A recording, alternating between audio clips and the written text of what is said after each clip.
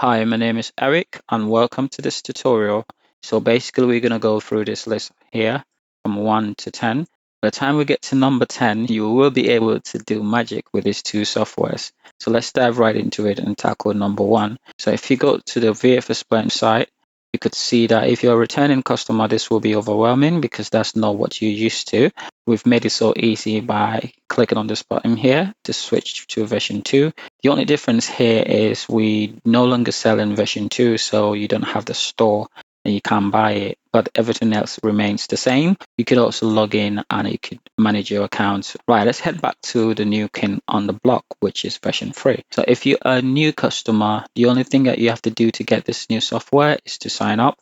No commitment, no credit card, no subscription. Just sign up and download it. Try it. When you're satisfied with it, then you can pick a plan. But if you are a returning customer, you can easily log in. You don't have to put your username in there. Instead, you have to use the email address that is on your account from version 2. If you can't remember your email, you can just go back to version 2, log in, and then you see that details over there. As a new customer, when you log in, you get a dashboard that is quite different from what you would get if you had the licenses, and you can straight ahead go and download the software. So I'm gonna log out and log in as a returning customer. Right, so if you are a returning customer, you get a slightly different dashboard, but at the minute the only thing that you can do here is manage your licenses and also manage your live streaming. It's going to go straight into the software and get started. I've gone ahead to prepare a folder, which I am keeping a folder structure here. You don't necessarily have to do this. If you're struggling to install it, then read the docs about how to install. So if you go to vTask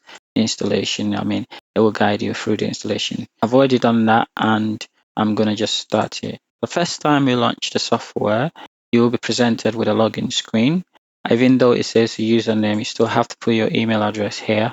So when you put your credentials, click on Start Evaluation, you will always be presented with this each time you launch it. Just click No, and then it will load it. The first time that it loads it, if you go to About, you can see that it's in a trial mode. This is going to stay the same for new customers. But if you're a returning customer, and I think I am, forget about that bug. When you close it, all you have to do is to close it and then reopen it again. And this time it's not going to show you the pop-up.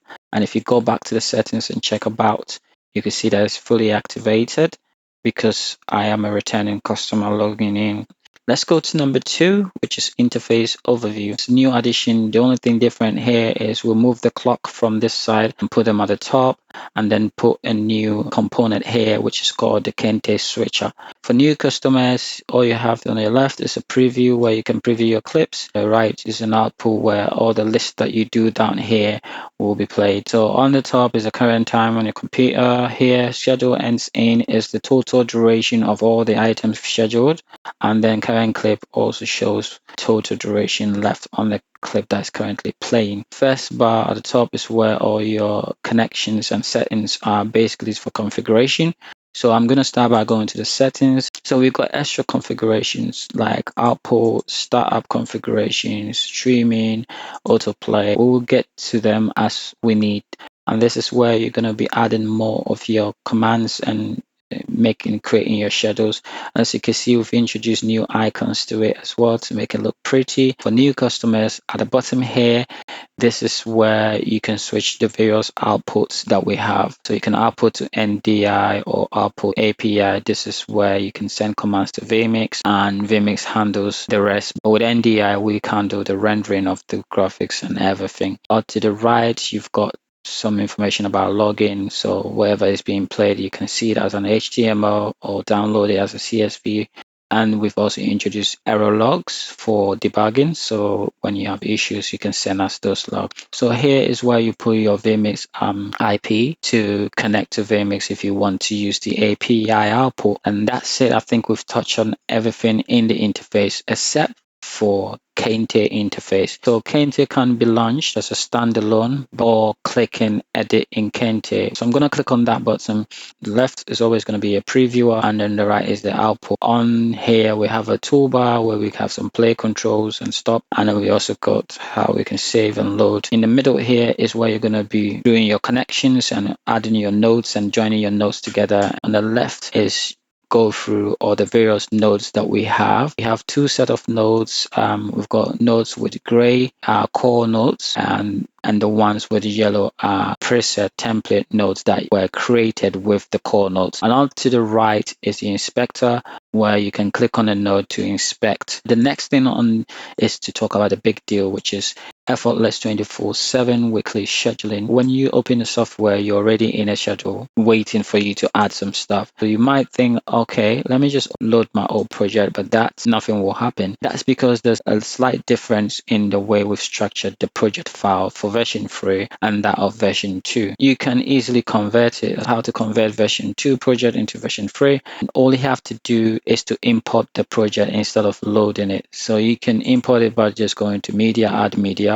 or you can find the version 2 project, and I'm just going to drag it over here, and I'm going to say insert. And if you look at the top, you can see what project we're on. This is version 2. And now all you have to do is to save this as. So I'm going to choose the same name, but I'm going to change this to version 3. And that's it. Just by doing that, you've created your schedule in version 3. Now, if you go into the folder, you can see there's a corresponding folder for the name of the project. And if you go into version 3 folder, you could see we have 7 files created that represent each day. And these are pure JSON files, so you can even edit them. So how does this new schedule work? We can just start, and that's it. Your schedule is running. So all you have to do is to click on the schedule button. So you can see there's already targeting today's schedule, and you can add content as per normal. So when you make a change in here, you always have to click save. No need to save as, just click save. And then you can switch to the next day, which is Monday.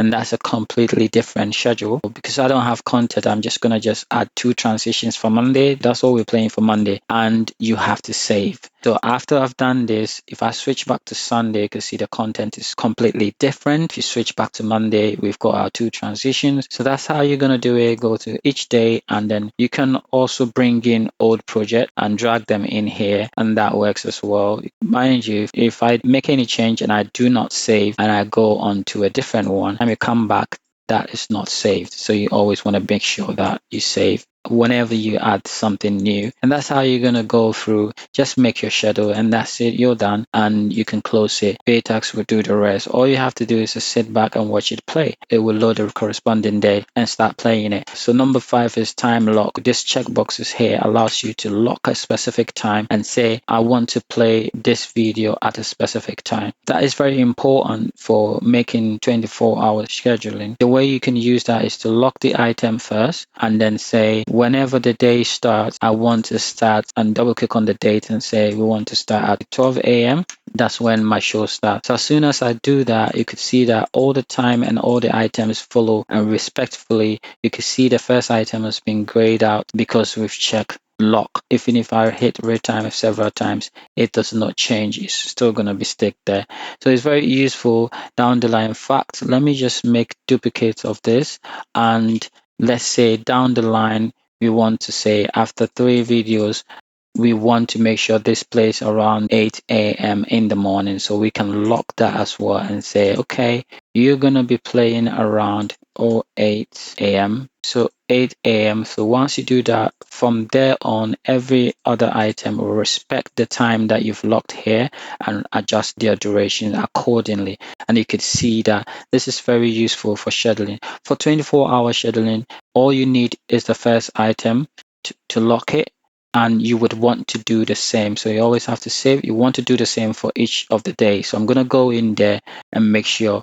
And one thing before I even do that, when you make a change in the day that you're on and you click on edit, it automatically updates your changes that you've made so they can see that. But when you make a change in here, so let's say I add vMix input in here and I duplicate it a few times and I save, it will not update the current schedule because this is the main one that is currently playing. We did that on purpose so you don't distract the schedule that is playing. However, if you still want the updated version of the day that you've edited, you can click on this arrow only for that current day. So if you click on that, you really want to do that, say yes, then now you see the updated version. Other than that, we can make changes here and automatically when we go back here, that is reflected, but not the other way around. So I'm going to just click and delete those two items from there. And when always have to save when you make a change, and now I come down here, that hasn't changed yet. And again, I can reload and then change that. I'm going to go ahead, like I said, to make sure that the first item starts at 12 a.m. And you're seeing 000 is because of the time format that I'm choosing. You can right click here and say you want the 12 hour and then you get AM, PM. When you save the file and you open edit mode, that is different here as well. So you want to be mindful. That's something we're going to fix. So you might want to choose what you're working in. You can always do that for here as well. This one is done for us. We can save that. I'm going to go into Monday. I'm going to make sure if I had a lot of items, unfortunately, I'm being lazy. So your first item, always going to lock it. And then you're going to choose what time you want it to start. So you get the drill. You have to do the same for all of your days. And I'm too lazy, so I'm not going to do it for the rest of the days, but you get the gist. So at the minute, we're in preview mode and there's nothing playing because the time we've chosen is past. Let's lock this one. Say maybe that one starts now. I'm just going to choose now or 2. And you can see that that is ready and it's waiting to play in about a few seconds. Let's see if that's going to kick in.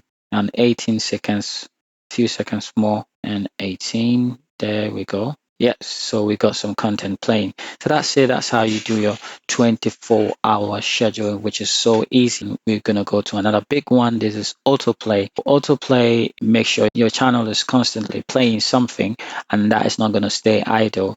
So for the situation I've created here, we are waiting till it's 4:06 and at that time nothing is playing and your channel is blank. So this is where the autoplay comes in. So now let's go to the settings. To set up autoplay, you just go to the autoplay tag. You just need to enable it, but before you enable it, you need to specify the folder for which it should find the videos from. You could make another folder and call it anything you want. I'm going to call my autoplay. I'm going to open that folder. I'm just going to copy that path and I'm going to paste it here. In here says autoplay when idle for. What this essentially means is that when it's in the idle state, like now, how long should I wait before I start playing videos from here? This is very useful because sometimes it might be just jumping from one file to the other. So you want to give yourself some breathing space. So let's say like 4,000 is like 4 seconds. If nothing plays for 4 seconds, well, 4 seconds is quite too much. I could say 2 seconds. Now all we have to say is enable and that's it. You can see something is happening here. It's detecting that it's in idle mode. As soon as we try to put some video, let's go and let's copy this back to school. And I want to put that as my autoplay. It could be a commercial, it could be a logo, it could be image, it could be anything. Automatically, and I put something in that folder, you could see that it's playing from the folder. It's telling you how long is left, and then it tries to find another video. And you could see that now it's not playing autoplay any longer. You could see that the time is up, and you say playing schedule, and now autoplay kicks in again after it plays that schedule because the rest of the item is not ready to play. And you can tell we are in idle state by looking at the current click time. It's not moving. That means nothing is playing from here. Regardless of the text you see here, that's a bug we're going to fix. But to actually tell if something is playing, always look at the current time. So this tells you nothing is actually playing, and that's why the autoplay has kicked in. And the next thing that we're going to look at is multi-command chaining. If I add the command here for vMix function, again, maybe duplicate this and say the next command you want to do is to set a title, set the text to say hello.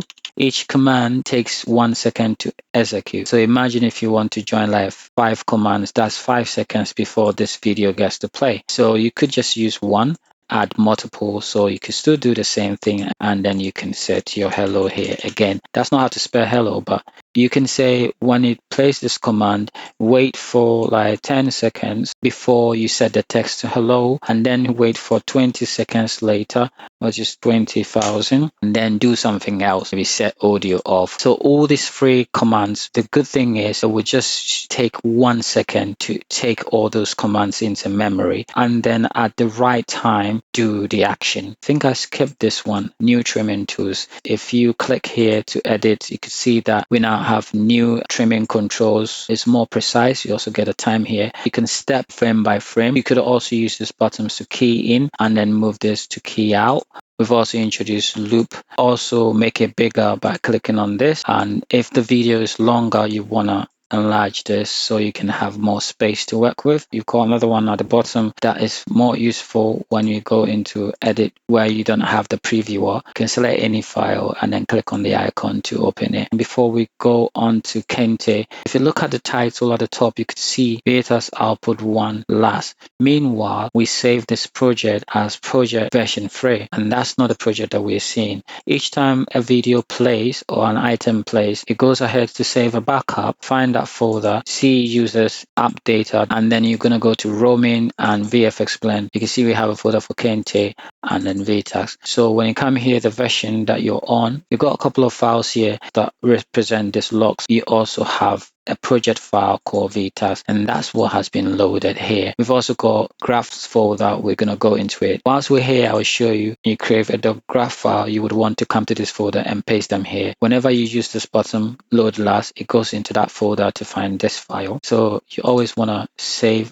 over. If I close this, let's say by accident it goes off, and then I start again, my channel is off. That isn't good at all. I go into settings and go into startup. We can say auto load last project, which will go into that folder and load it. And we also want to check auto start. That means it should start automatically. We could also toggle things like API output on or NDI output on automatically, and it will do that for us. Next time we open the software, it will automatically remember the NDI is on, it has started, it's loaded the last project. You can see here, and it's already playing. So the next step, which is Kente graphics, fire up Kente by just clicking on this button here that says edit in Kente, and that should fire it. Or you can run it as a standalone. You could also run another instance of it. When you run it this way, you don't have any connection to vTask. I'm gonna go ahead and stick with the one in vTask. Sometimes when you click on it and you don't see anything, it means it's already open. Go to your taskbar and hover over your vTask icon. So Kente graphics will not display if nothing is playing. At the minute, it can only render the graphics through NDI, and we're working on porting that to API. But it works with streaming and NDI output for now. And let's get some graphics on the screen. All you have to do is to search for the name of a node and then drag it over to the graph. First important node here is to bring an output. You can just drag it onto here. Every node has an attribute. So when this node is selected, you can see the attribute that we can change here. So every node has got input ports, which is on the left, and then output ports on the right. The best way to display anything is to use a text node. So as you can see, this node is a bit different, a couple more inputs and then one output. The cyan color is a matte. A matte is basically an image processed by this node. It outputs it through the cyan port. And when a port is green, is an object. It can take anything. And purple for vector, it could be a 4D vector. If you see the attributes of the text node with the colors go 1, 2, 3, 4. We also have a vector of 2, which is the translate. If you go down here, it's 2 vectors, this one and that one. White ports are single values like integer or double, and that's for string. Nodes don't execute if they are not connected to an output. So we're going to just go straight ahead and hook it up. You can also view what is the final output from here. You can scroll in up and down inside the field to scale up and down. If it's too fast, if I hold on control, that will give me precision. It's in the preview, but it's not outputting to the task. When you put a node, output node down and you close this, it then automatically generates the output. So we can just toggle it on, and that you have your text there. We could have multiple outputs. We can bring another output here, close, it will create output 1, and you can name your output text 1, and we can name this one background, and when you close it, you can see text 1 is there, background is there, but there's nothing being piped into background. And to do that, we can bring in a rectangle and then we drag it over here, and you can see that's also a cyan. We could pipe that one into the background, and we could also preview that one here. So as soon as you click on preview, you see it switched the green to that one. So this is what we're looking at the minute. From the left of the window to the right, it starts from 0 to 1, and I think 0 to 1. If we begin to reduce the bottom right, you can see that we indeed have a rectangle, but it's drawing the outline. Set the thickness to -1 or any negative number. I will set this back to 1. Then we can change the color value. So that should be RGB and alpha. I'm gonna go for this color. We could toggle that on as well, and you can see the background is covering the text. You can see they're both sitting on the same layer, and the way that this works is a bit weird. It should be from bottom to top, but unfortunately it's the other way around. So if we wanted the background to go beneath the text, then the text will have to have a higher number to stay on top. Change this value by dragging up and down or just typing in 1. Visually here doesn't make sense that the text is under the background. It might change in future, but bear in mind, the higher the layer number is, it stays on top. We could have merged both of them into one output. So let's introduce a third output. Bring in a merge node. Does exactly what its name says. The text comes in as the first and then the background as second. So text over the background, and that would go into output 2. We can just shut this down just to tidy up. Even though this is going here separately and that's going there separately, we also merging both of them as a separate output. If all of this is off, we can toggle this on and it's both of them because we are already compositing that here. Get rid of, bring a separate output, and we can also bring in an image. So what we want is an image loader. I'm going to browse. I've got a logo here. You pipe that in here, can preview it. So we want to position it at that corner, and I'm going to close it so we only have the logo here. Go ahead and name this logo. So now we need to scale it down and then position it where we want. Bring another node called transform. Basically, it takes in an image, processes the image, and then put the output back, scaling it down. What you could do, scalar to 2D, takes in one value and then produces a 2D vector. Put that into the scale, so you could do that if you wanted to. I'm not going to do that. I just want to scale it. So something like that is better. I'm also gonna position it onto the top left corner. So I'm holding on Control to precisely move things around. Just bring a crawler here, then another output for the crawler. Put that output here, and then I'm gonna connect this into a preview. There, as we can see, it's already playing. This is a graph. You can double click to dive into it to see how it was made, and you can see the amazing things you can do with Kente. It's basically using a time, and I'm just using a math node and multiplying it by speed and reversing it, and I'm using that to drive the X translation of this text. If you can view the text, so we're just driving the translation X, and I'm exporting all these values outside, and then we also set a background here. You can see the background, and I'm merging both of them together, sending it out, and that is a graph on its own. We can go into a vTask and toggle that on as well. I'm gonna go in and change the colors a little bit to suit my needs. Basically, I would want to go with the same color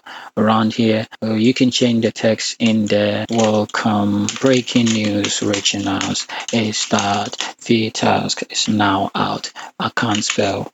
Right, so that is basically what you want to do. Just want to change the background color to also mimic. I'm gonna dial this down and maybe that one down. Yeah, we're getting there. That's fine. And obviously the text color, I'm gonna make it all white, so I'm gonna be 255. The color ranges from 0 to 255, and if it goes above or below those range, it won't render the text. I could also turn down the opacity for the background. You can also make it like 200 or make it lighter. I could just make a copy of this and paste it again. Let me collapse this for a bit, merge both of them together, show the output of that, put a transform here as well to change the position of that one. So connect that here, and now that allows us to move this to a different place. For instance, we can do 2 different crawlers, and maybe for this one I want the font to be smaller, and then maybe I want to bring it down, and you could delay the speed of this one, so maybe one can go faster than the other, and that should be fine. We could rotate it if we wanted. I could then shift it to the side. We're gonna add some animation. We want this logo to drop. When we toggle it, we want it to drop out and then drop in. I'm gonna maximize it so I can get space. There's so many ways you can add animations, and one of the ways we're gonna do is to bring animate, and it takes in a time. We could also bring in a time, and what we do is there's another node called result. If you want to visualize anything, the node does not execute unless as part of a chain or it goes to an output or a result. So to visualize the animation values, we could plug in the time to result to see the time, and if you hold on to any node, you could see by default it run from 0 to 5,000 frames and loops. Play it, you could see that the timeline is playing. Put that in here, then see what value again. We want to animate a value from 0 to 1 and over 20 frames, and we're seeing 1 because we've gone past 20 frames. Quickly click play again, and you can see that I can't pull this into the purple. Go ahead and bring compose 2D. Good, we can plug that into this. We can pipe in that to Y. If we play, you can see that it's dropping down from 0 to 1. That's the animation again, but that's too much. We just want the animation to happen around this area. Remember, it's 0 at the top and 1 at the bottom. So minus 0 to about there. So go a little bit further, it drops in. That's what we want. And if we want to slow or speed it, we could say over 50 frames, and that's going to take it time to drop in. Or we could reduce the frames to 15. That would be a bit quicker. I'm going to leave it about 20. That should be fine. We're going to make ourselves some space here. Highlight and select multiple items. Hold on the shift and drag any of them to reposition. We've got our animation here. The image can be here. We can dock it. Now, what we actually want to do is on the toggle, we want the animation to play. So what we then can do is to bring another node called get port value. If we put a result node here, it takes a node name and then the port. So the node we're looking for is called logo. So it's just going to say logo. Port name is output 0. This is the port we want to get an information from. So the port will be output 0, and the property we want is .is overlay on.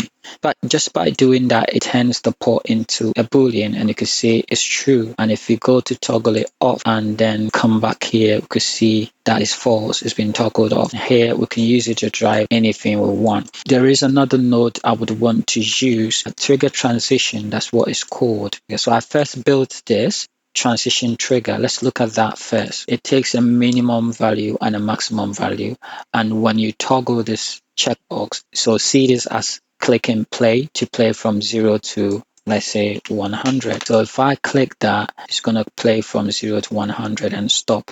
And that's what we need instead of dwelling on the 5,000 frames that's being played. Hopefully when we uncheck, it just switched back straight to 0. And that's why I created a second node which contains transition inside of it. If we dive inside, see that that has same node that I just showed you, doing other stuff on top of it to switch some boolean to reverse value when it's toggled off. When you back out, you need to scroll out. And by the way, to navigate, you use a middle mouse button to scroll. Depending on where the cursor is, it will scroll to that area, and holding on Alt and dragging around. So basically, we don't need this transition trigger because it only takes in duration and out duration. If we specify that our in duration is 100 frames, when we toggle on, you can see it's animating from 0 to 100. And then when we toggle off, it jumps back to 0 just because we've not set out transition. For that animation we want to use is only going to be like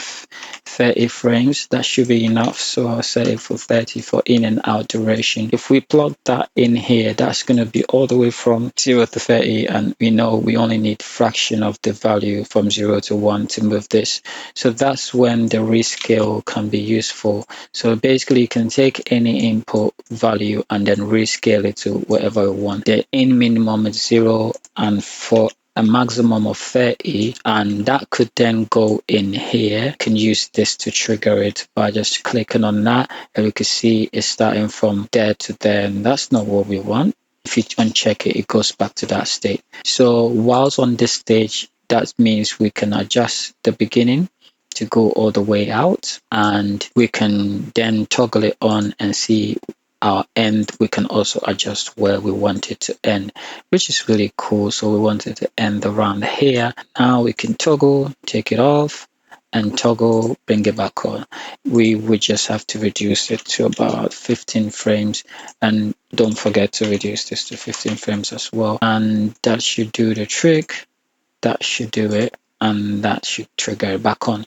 We want to have another rescale, use that to drive another things, or rescale it to push this whole thing down here by bringing another transform to say the toggle should do two things. So we could say we want to shift this one down. We also need another compose 2D that is then gonna go into here, and we want to put this one into the Y, and what on toggle on, we obviously want it to be on screen, so it's going to be 0, and on toggle off we want to set this value to there. So that will do the trick for us. And on toggle, they both come in like that, and then they both go out. If we plot this one in here now, upon toggle the logo, we could see that the animation is playing, but there's a problem. And if you toggle, you can see the logo goes away because we're shutting off at the same time. So it's taking it off before the animation even plays. We can then bring in another output node. We just want to use it as a trigger, and we can call it trigger 1.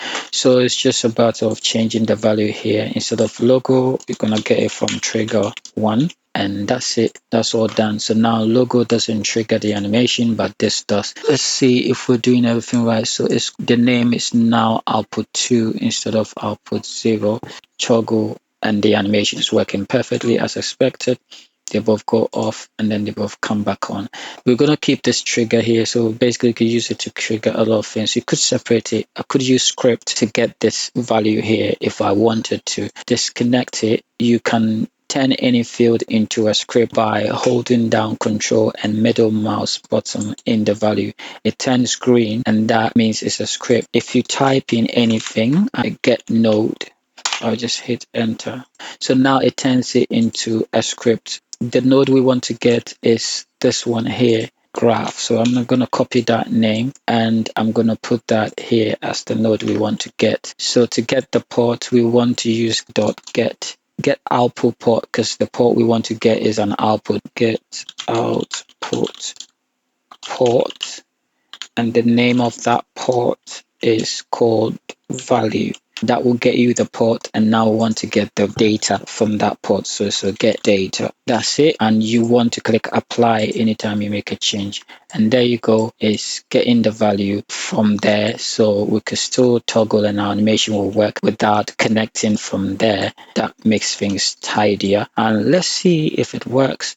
Yes, it still works. It's getting the value from the script. And now let's see how to use the commands to toggle. We want to add a Kente switch function. Let's have a plan. First off, we want everything, and then after 10 seconds, we want everything to go off. And after 11 seconds, we want to turn the crawler off and leave the logo on. And after 20 seconds, we want to bring the logo on. And maybe after that, we turn it off again and toggle this back on and bring both of them again. Right, so let's set all of that up. We got in there. You just have to put the name as the input. So first thing we want is to trigger 1, and we want to trigger it on. 1 is true, 0 is false. Make sure there's no space in the front. The delay is set to 1, so it's going to toggle it on immediately.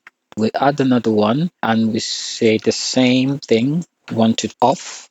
off. At this time, it will do that after 10 seconds. So, and then after that, 11,000, at least a second. By then, this has gone off screen. At that time, you want to turn this off, the crawler. So now we type in crawler. 10 seconds, we wait for 2 extra seconds, which is 12,000, and turn this crawler off because it is off screen. So we will toggle it off.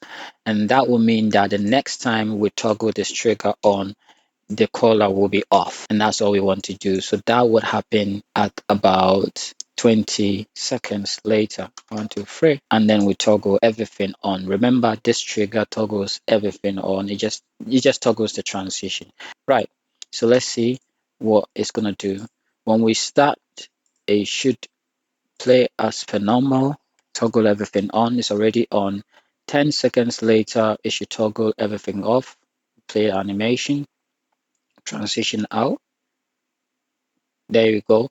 And this time, crawler has been turned off. And then the next time it comes back on, it's going to be just the logo. Let's wait for 20 seconds and the logo drops in. So you see how useful this is.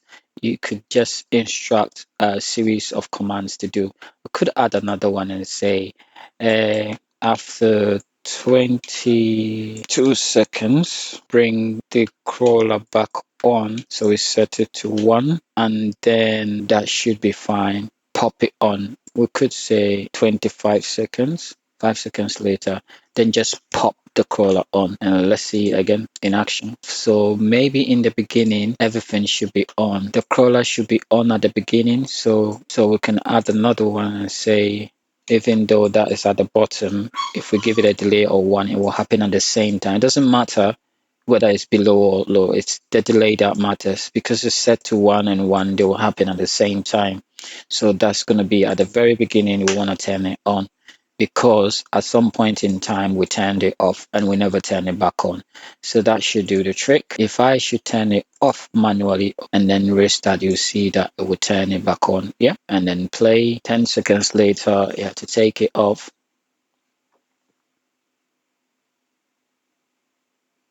Yep, at this time crawler has been shut off, and it's going to come back with just the logo. Trigger is going to be triggered on in 20 seconds. There we go. And then it's going to toggle the collar back on in 5 seconds. See, that's it. When you're in the Kente view, whatever you do here, each time you load this project, it comes with it. So you can come in here and load a different graphics that you've done and saved, and that will be tied to this project. Or you could do so in here by using vTask loader. So you could load a different graphics right after this video, and let's see if we have a graphics. All you have to do is to browse, and I think I've got some Kente files saved. If I go into legacy, if I show all files, some ones that I was playing with, like this lower third, I don't know if there's something proper in there. Right, so let's say I'm loading lower third. This is a graph that I saved to use, and as you can see, that graphics is loaded. You can toggle it on manually to see what they are. Yeah, that's the graphics. I think I did this. Well, that's cool. I didn't know I did that. Go in there and see how that was built as well. If I wanted, I could position it at the bottom. Let me just add some transform to it here. I can just bring it down, so something like that. So let's see how we can make this lower third as a graph that we can pick from here. As you can see, there's no lower third here. Backup folder, and I'll go into vTask version 3 graphs, and I just dump it in here. Extension should be graph, so you can just rename it to graph, not Kente. So in here you have to search for lower third, and there you go. The lower third is now, oh well, it crashed. So when you're saving graph files, it does not like spaces in the name, so that's one thing to bear in mind. It's not working because we've got white space. You don't have to put white space in there, so you just have to make it camel case like that.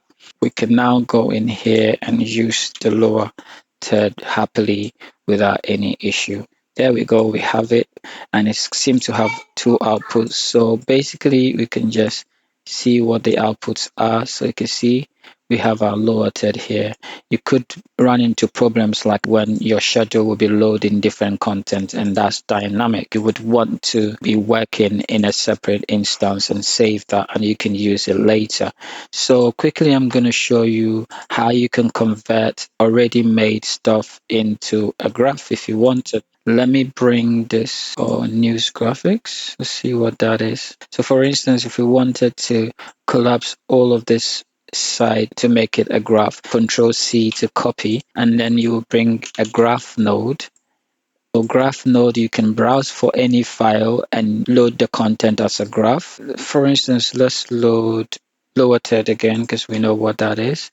And you can see that it already creates the output for you. Or you could just put a graph node and like we did, copy any of this and then dive into it and paste in there. That automatically turns it into a graph. When you back up, you could see that it doesn't have any output or input. And to create output and input, it's just a matter of just putting output inside that graph and then connecting the output to it. You can name a pot by left clicking, double click and drag out of it, left click, and you can just call it any name you want, out. And when you back out, you can see that's the name it's using here, out. You could also equally add an input port. So that will be input. And for instance, if you wanted to drive these values from outside, we could say connect that to it and then right click, double right click is that a word, drag off it, highlight or Control A, and then I could call it input one, and then we could bring another input here, do the same for this as input two, or call it, in fact, let me call it double click and drag out. Let's call it speed. And you could see that when you back out, you now have two inputs, input one and speed, and they are here to change. And when we preview the output here, it should work as expected.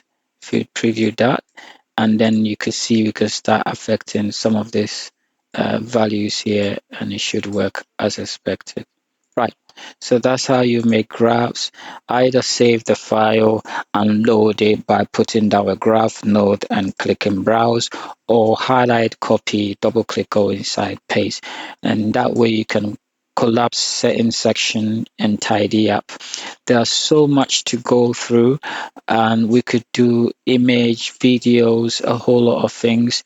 But before I go, let's say we wanted to display what is currently playing, bring in a node called vTask Media. So vTask Media basically represents a role of item. So it has all these properties in there. If we wanted to see the title, let me just quickly put text node. So I'm going to hook the text up to this output. I'm going to visualize that, scale it up a little bit so we can see, plug in the title, and you can see the title is cut. We're viewing the item with an index of 0, and that item is cut, and that's true. So if we dial this to say I want to see item 2, which is fortnight, and that's the title. We could get any other attribute like the start time and everything. You could also bring in vTask index, and that will get you the current playing item index. So we can just plug that straight in here, and we wouldn't have to worry, and we could see that what is playing at the minute is fortnight, and if we check, that's true, that's what's playing. Yes, we could even get all the information from here if you look into the documentation. So we can bring a string operator, and that gives you, you can concatenate or choose different string functions. So the one I need is I want to concatenate A and B. So if I say and I put space boy, if I put the output here, so that's concatenation. So that means we can say now playing, second one will be the title of the item that's playing to be, and we want to also position it where we want it to be. This is quite long, but at least you get the gist. I think it deserves a background, but Yeah, you could see it in action, to be fair. There you go. Now playing Fortnite. And this is cool. You could do a whole lot of things with it. Right. So let's see what you can build. And to be fair, we're going to go ahead and create more of these graphs. And let's see if you can create some graphs. Don't hesitate to share it. Please do send me an email with the graph network that you create. And let's see if we can add it to the next update. And there's going to be a space on the website to be uploading your own graphs. This is just a fraction of it. There's a whole lot you can do, and I can't even imagine what you can create. Compositing stuff like video, combining, masking, and so many. OpenGL, I've not touched on so many things. The last thing on the block is streaming. So let's just quickly go into that. To stream, all you would have to do is to go to settings and go to streaming, http vfx blend 1936/live. Now you need a streaming key. Go to the website, go to your dashboard and go to live streaming, add a channel. You click on add a channel, give it a title, testing TV1. The tester in any description will do, and you want to select which subscription members could see it. At the minute, everything is private. Even though you could choose public, it will still stay private. There you go. You just created a channel. Yes. And then you have your channel waiting to be fed. And you got the streaming IDs. All you have to do is to copy the streaming ID, go into vTask and just paste that there. So you want to put here LTMP instead of HTTP. Click on start streaming and we should get some content playing. There we go. So we got the streaming going on. I'm going to mute it. You could also watch it in the main page by going to streams, and you could see that because I've set it to private, so I can make it public by editing it and say change it to public. Even though it's public, it's only public to you, the logged in user, not to the entire world. Now, if I come to stream, I can see that it's live. I stop streaming, then refresh, and you should see that that is now gone offline. Right. So we can start streaming again, back online. Yeah. And we could watch it. You can go ahead and explore any of this. This is a good way to start learning. For instance, you can bring any of the yellow ones and dive into it and study what is going on. You can put a result node and inspect what's going on in each node, how everything has been piped down. So that's it. It's been Eric. If I forgot anything, I will touch up on it in the next video. Thank you for watching.